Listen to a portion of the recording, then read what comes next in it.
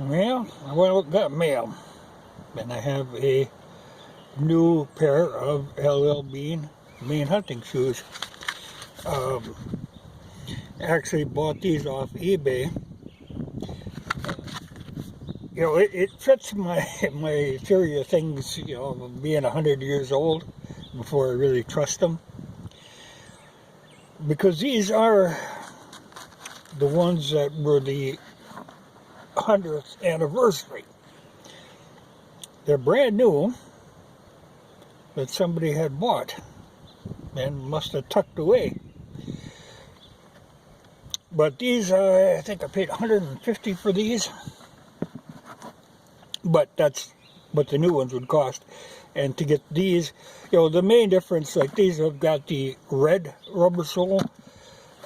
They're made exactly like the old ones.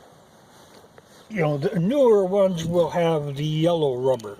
These are the low top. I use them like slippers, kind of. You know, I can just slide my foot in and out of them. But these are what I really like. And they do make them another 4 inches taller too, if that's your desire. But that gets to be a whole lot of lacing. These are the nice happy medium, that height. Though I'm tempted, you know, but these do a good job. But they can come with the paperwork and 2 styles of laces, which I would probably use the leather ones. But it's good to have extra laces. And they actually came with a little packet of snow seal, which I do use. Now, I have never bought a new pair of these. I have always bought used ones, which is funny. I mean, they turn up. The thing you have to watch, though, is a lot of times on used ones, you know, first thing you take a look, the top can look fine, but you'll find the bottom will wear. This is a fairly soft rubber, and if somebody is wearing them on unfinished concrete like sidewalks, it'll chew them up.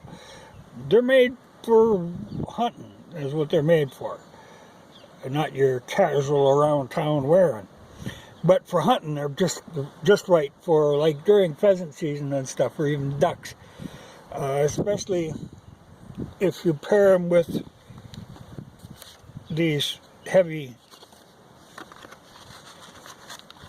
those JB Fields Icelandic socks that I brag up all the time.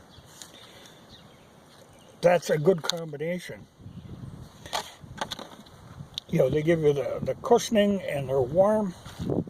But I have found with these, you know, if you tuck your pants inside of them and lace them up fairly snugly, even if you plunge into water knee deep, the odds are the water is going to get into your foot, you know, down into the foot of the boot.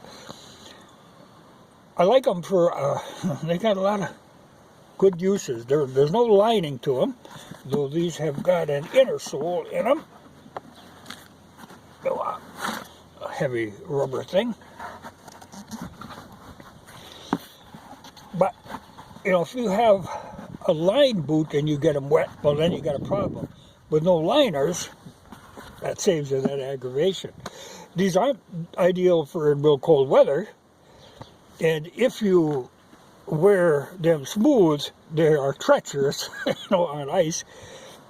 That's what, like I say, I wore out several pair over the years, but usually I'm buying them used. They've got somewhere and I'm ready, and then eventually I just wear them so slick that I've never wore the tops out, but LL Bean does not do the rebottoming like with the Schnee's boots, which are ideal when it's cold, the Schnee's ones. But these are good for, like I say, the hunting, pheasant hunting. They're light. And canoeing or anything, trapping, they're just an excellent boot.